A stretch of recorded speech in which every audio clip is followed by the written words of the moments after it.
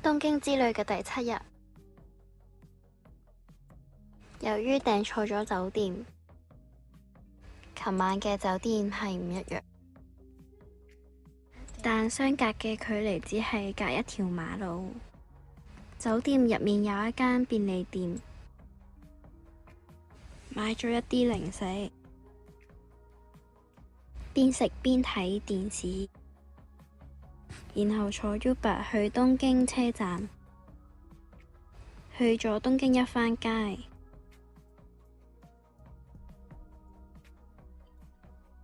天婦羅浸咗入湯度，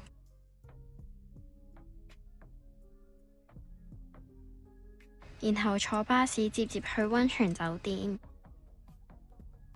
我哋入住嘅係湯諾城嘅酒店，國際度假酒店優樂居，一晚只係400，價錢仲包埋溫泉嘅入場費。放好行李就坐接駁車，可以去成田車站，或者去伊歐摩上落車。超市有好多魚生刺身，而且價錢仲好抵。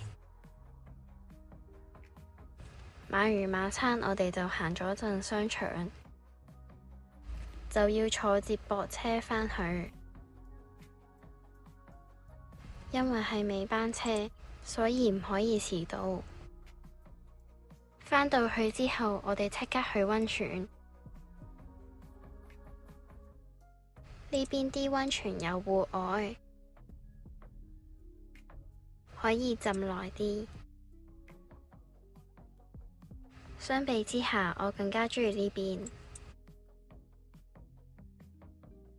浸完溫泉，梗係飲返杯牛奶啦。返到酒店之後就係食晚餐，水果三文治好好食，仲有甜品添。